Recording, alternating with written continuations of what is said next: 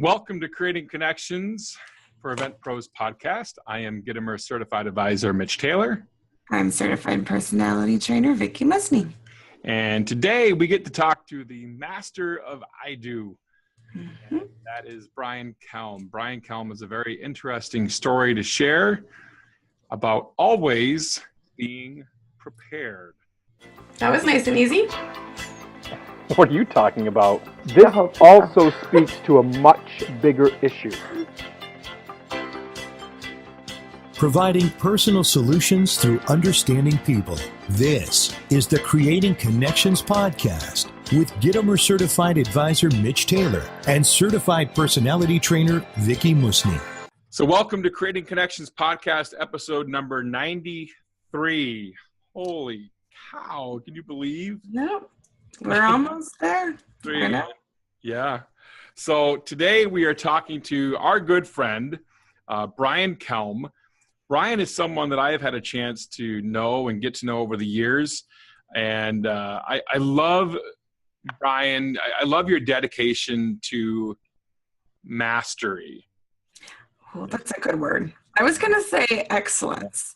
Mastery, that's a great choice for that. I mean, Brian has thrown himself into several trainings that I've been a part of, and even, with me. With my workshop as well. Yeah. And so, the wedding planner side, a wedding entertainment director side, the creation elements, lighting, you've done a lot from that standpoint. So kudos to you, my friend. Thank you, man. Don't make me blush, The blushing helps in the cold weather we have here in the Midwest right now. So. Yeah, I am not jealous. Not at all. Warm us up just a little bit. So Brian, you talked about, you came to Vicki and I with this idea for a podcast, and I think it's a great idea in that a great professional is always ready. When did you first hear that concept? Or do you want to let's back up. Brian, why don't you give us a little bit of background about who you are, what is some of your tenets, if you will, of being in the industry, and what are your thoughts on that? Sure. Well, I've been, ever since I was in 8th grade, 7th and 8th grade, I just had a passion for, in middle school, to see people dancing, and back in the days, even before Napster and, Sonique and Winamp, and seeing people dance. And we had these things called dance clinics. And it was just, I still have visuals of seeing kids dance. And I was a part of that. Like, one person would bring a strobe light from Radio Shack, and one person would bring an AV receiver, and you would just put it together. And this was before the days of mixers and Seamless and all that. And it was something that just grew, and it turned into school dances. And then there had to be an investment made about professional gear if this was going to be something that was going to be pursued. And, I've been all over the country doing events, and, the customer relationship and, their love story is the biggest thing to me. I'm certified in 3 different ways. I'm certified as a wedding planner, as a green wedding planner, and then also the Wedding Entertainment Guild title. To me, it's all about a production, master of ceremonies training, anything to really light a fire underneath my butt, to get better at my craft. Because none of what we do is for us. Nobody's showing up to a customer's event to see us. And I think that's been one of my biggest mantras over the year, is that everything that we do is selfless. It's not about us. It's unemotional, and it is for everybody that we serve, including their family and friends. So training is what makes me what I am. I continue to develop anything I can. I'm pursuing some Second City training right now, because it's been a while since I've been doing that. And thanks to Ed Spencer, if he watches this show, he had a post about coming up to Chicago to do some training. So there are so many different avenues that we can train in, and it's like, I wish I could do that all year long, but I guess. So that's a little rundown. Cool. So you got started that way with dance clinics, and you kind of progressed and moved on, and then you saw this is actually legitimate. You could even pursue this as a career. Mm-hmm. So we talk about, others that may have stumbling blocks, and a good professional always being ready. Where did you learn that phrase from? Well, I was thinking about that this morning. I learned it from a good friend of mine who I'm not sure if he's in the business anymore because I know he was pursuing other things in the Chicago market. But he told me probably 2010 maybe, a great professional is always ready. And I mean, you could take that so many different ways depending on your makeup and, you know, what line of work you're in and what part of the industry. But for me, it really hit home with a wedding I did on September 24th where I only had 12 days to pull it off. And we see these things online and we see it in the media where the media blows up somebody didn't show up for a wedding and all that. But okay, you know, and then people, you know, badger that person and make them bad, and it turns really negative really quickly. But this one hit home because this was actually, number one, somebody I served 10 years ago in a family, but then also somebody I went to school with who's very smart and who's had great reviews for years. So as the wedding vendor, right? As the wedding pro. Wedding pro. Wow. As the wedding entertainment. Yeah. But that mantra really hit into me, and it's something I live with every day because it's like, okay, what are the priorities in this given moment when we only have 12 days to work? Showtime is in 12 days. So tell us that story. Like, give us some of the details of how you ended up in that situation and what you did. Sure. So 10 years ago, Brittany, her and her husband James got married in 2006. Okay. And then 10 years later, on September 3rd, September 9th is when I actually got a phone call from a lady named Nancy.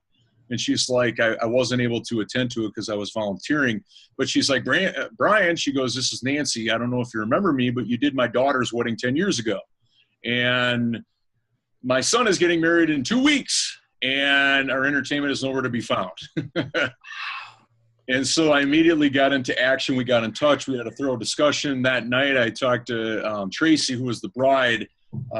She was really distraught, and I felt that. I wanted to empathize with that, but then also they'll put us on a really positive track in a hurry. So I had a wedding that next day on the 10th with a rehearsal that afternoon on the 9th. So we actually got together physically on the 12th, and I said the next 12 days or however many days it's going to take for me to really grind and get this out, get this done for you guys. And I said, it's going to probably be overwhelming for the first couple, but that's what we need to catch up. And she actually got a little bit of a gut feeling when it was it was 8 months until she actually talked to her entertainment, which was. Wait, from the time they booked till they heard from him again? Yes. Yeah. Which I was kind of blown away. Well, it's okay, I guess, to just not talk in any regard for 8 months. And she went online on Labor Day weekend, and she was just poking around, and she actually found a review from a bride that actually had this guy or this entertainment company that didn't show up at her wedding. And that's what immediately threw into action. And 10 years ago, I did obviously her Nancy's daughter's wedding, but Nancy had no involvement in Tracy and Kobe's wedding. Yeah. She actually had no involvement until when she's the mom of the groom, right? Yeah. Sometimes they're less involved. Yep. Sorry, I'm kind of running a little ahead of myself, but she actually had no involvement in the entertainment, so that's why my name never popped up, you know. And she actually had some old cards of mine. No, so they called the guy after reading the review and kind of getting panicky, and then what? No, what happened was that they, in this whole process, they just thought nothing of it when they reached out to him, like in terms of finalizing details. They thought nothing of it, but then all of a sudden that got her into motion, you know, when 6 days after she looked at this review, she's like, wait a minute, okay, it makes sense now why they took all of our money and they haven't been responding to anything. Oh, boy. Wow. The first couple, you know, messages or whatever, no big deal. They're busy or whatever she said. But then it really hit hard when she found that review of them not responding. So you mentioned a great professional should always be ready. Yep. How specifically would you address that? Like, what should a professional be doing? Sure. Always be ready. Sure. Well, number one is that, you know, I didn't have a lot of time to work with. So, I mean, on the basic level, you really want to take all their worries away. Stress-free, you're focusing on outcome. You're focusing on delivering, you know. You don't have an abundance of time to plan and do personalized things, but you can still make some some ordinary things, and I use ordinary very generously, because to some people, some people have never seen a grand march or a toast introduction done well, and you don't have a lot to pull from. And for me, it was the basic things is that to see if we're a good connection, I had to start there, which is pretty simple. Number two is that we have to get down a timeline. Come to find out, after I started asking questions, that their officiant was his boss. And when I asked them about the ceremony, I said, so who's creating the ceremony in terms of what's going to happen? And she goes, well, I thought he's going to do it. And then when I reached out to him, he said she's doing it. So we had to do that too. And so there was a lot of different pieces. I think you were there to ask that question. Yeah. They would have been in for a real surprise at that ceremony. And everything with this couple is very laid back and whatnot, but still, it had to be done. If they had a desired outcome in their head, and they still wanted to be done well. So the main thing was the connection, the plans, and then me going to work on making it happen for them in the most seamless way possible. Wow. So in terms of lessons for other event pros, I mean, you already referenced a lot of the education and training that you do. So I think that helps you be prepared and be ready, because you do have a big arsenal of tools that you can draw from, right? Yeah. But what else specifically can you recommend for people? Is it a mindset thing? Are there logistical, like physical tools that you can, prepare with to help you be more ready? Well, I think number one is your love for people. Your love for helping people under any circumstances. I mean, we all have psychological first and foremost. Correct. I mean, we all have the ideal set of customers that we want to work with, given the amount of time we have to prepare, get to know them. Everything kind of runs its course. Mm-hmm. But sometimes we're thrown into the gauntlet, and we have to make it happen for these people, no questions asked. The love we have for people is number one. Number two is we treat this as a journey, as an adventure, as we don't know what's going to be thrown at us, but we can take the reins and make it happen for them and their families. For me, it has nothing to do with gear. It has nothing to do with that. It has the desired outcome. It has taking all the stress off of them.